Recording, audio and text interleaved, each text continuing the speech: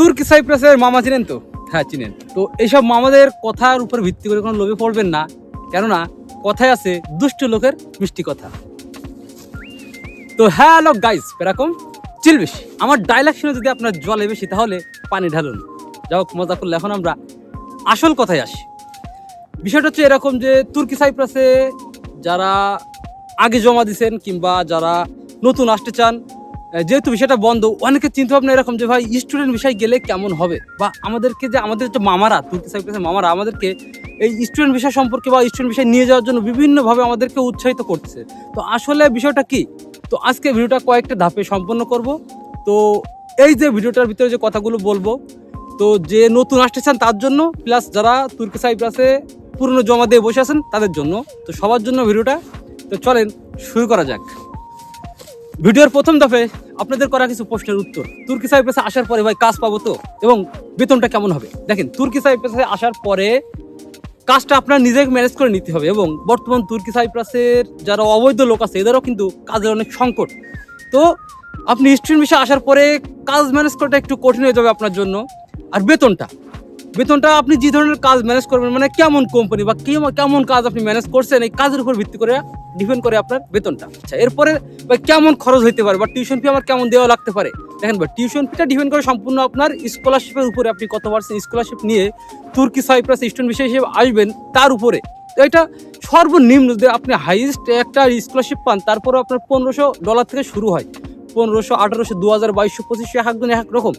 আর যদি বলেন ভাই ওখানে থাকা খাওয়া খরচটা কেমন হয়, দেখেন খরচ বলতে আপনার এখানে রুম ভাড়া আপনার নিজের খরচ দিয়ে অ্যাভারেজে বাংলা টাকা 25 থেকে 30,000 টাকা নর্মালি আপনার খরচ হবে। এবং প্রতি বছরে এই যে টিউশন ফিটা দেওয়ার জন্য আপনার কিছু কিছু টাকা জমায় রাখতে হবে।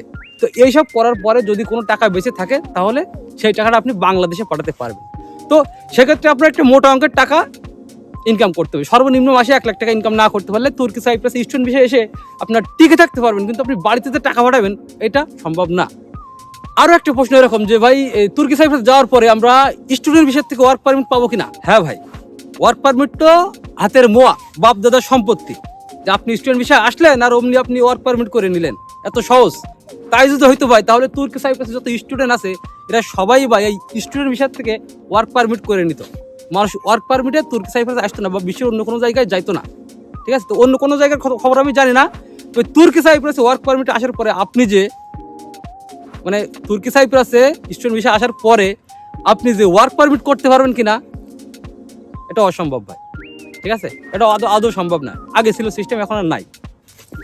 ভিডিওর দ্বিতীয় ধাপে বলবো দালালের দেখানো কিছু লোভ বা কিছু সুযোগ সুবিধা, বা দালালের যে প্রতারণা করার মতো টেকনিক করার মতো কিছু কথাবার্তা, এটা বলবো। যেমন আপনাদেরকে প্রথমে বলা হবে যে ভাই কোনো টাকা পয়সা লাগবে না, আপনাদেরকে নিয়ে যাবো তুর্কি সাইপ্রাসে। আচ্ছা ঠিক আছে, এটা খুবই ভালো কথা। তো এরকম যদি কোনো কন্ট্যাক্ট পান তা আপনারা আসেন। এখন দ্বিতীয় যে কথাটা বলবে সেটা হচ্ছে ভাই আপনাকে নিয়ে যাওয়ার পরে একটা কাজ দিবে বা কাজের চুক্তিতে আপনি আসবেন। ভাই এই কাজটা কিন্তু 100-এর ভিতরে 90% লোক এই কাজটাও পাবে না। তুর্কি সাইপ্রাস আসার পরে দালাল কিন্তু কাজ ঠিক করে দিবে না। তো এটা ডিপেন্ড করে আপনি কার মাধ্যমে তুর্কি সাইপ্রাসে স্টুডেন্ট বিষয় আসতেছে। আরও একটা ব্যাপার আপনাকে বলবে যে ভাই যাওয়ার পরে আপনাদের 1 বছরের ভিসা করে দেবে, 1 বছরে আপনার কোনো টেনশন করা লাগবে না ভাই। এইটা কিন্তু সম্পূর্ণ কলেজ আপনাকে করে দিবে। আপনি তুর্কি সাইপ্রাসে টিউশন ফি দিয়ে আসার পরে কলেজ আপনাকে 1 বছরের ভিসা করে দেবে, কিন্তু এই ক্রেডিটটা নিবে আপনার মামা বা আপনার দালাল, যে আমি করে দেবো 1 বছরের ভিসা। ভাই এটা সম্পূর্ণ আপনি কলেজ থেকে পাবেন, এটা আপনার এটা বাধ্যতামূলক।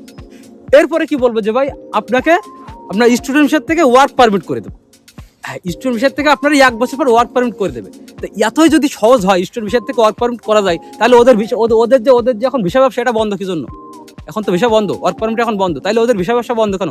লোক নিয়ে আসছে না কি জন্য? তারা তো চাইলে লোক আনতে পারে, স্টুডেন্ট ভিসা আনবে, ওয়ার্ক পারমিট করে দেবে, তাই তো নাকি? তো মামারা এই যেসব কথাবার্তাগুলো বলে সম্পূর্ণ ভুয়া কথা, মিথ্যা কথা। আপনি যদি তুর্কি সাইপ্রাসে স্টুডেন্ট ভিসা আসার পরে 1 বছর, তো 1 বছর পরে আপনাকে ওয়ার্ক পারমিট দিবে। 1 বছর পর ওই দালালের নাম্বারে ফোন দিলে আপনার নাম্বার ব্লক লিস্টে থাকবে। সুতরাং দালালের এইসব প্রলোভন দেখানো কথাবার্তা বা প্রতারণা করার মতো কথাবার্তায় কান দিবেন না বা লোভে পড়বেন না। ভিডিওর তৃতীয় ধাপে আমি আমার ব্যক্তিগত মতামত দেওয়ার চেষ্টা করব।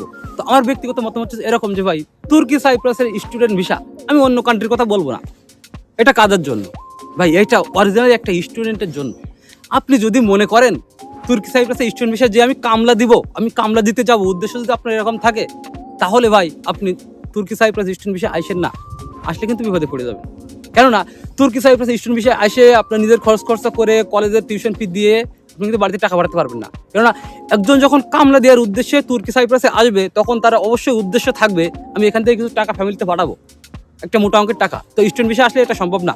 যদি অরিজিনালি কেউ স্টুডেন্ট হন, যে না আপনি স্টুডেন্ট ভিসা আসার পরে টুকটাক মনে করেন যে টেম্পোরারিভাবে বা পার্ট টাইমভাবে কিছু কাজ আপনি করবেন, আর যদি ইনকেস টিউশন ফির জন্য বা অন্য কারণে টাকা পয়সার কোনো ঘাটতি হয় আমি ফ্যামিলি থেকে ব্যাকআপ পাবো, অর্থাৎ আমার ফ্যামিলি আমাকে দিবে।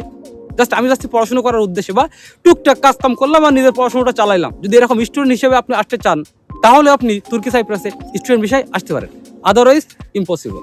যারা কামলা দেওয়ার উদ্দেশ্যে আসবেন তারা আসেন না, ঠিক আছে? তো আশা করি তুর্কি সাইপ্রাসে স্টুডেন্ট ভিসা আসবেন কি আসবেন না এর একটা সাজেশন বা একটা সারাংশ আপনারা বুঝতে পারছেন। তো সব কিছু মিলায় ধন্যবাদ।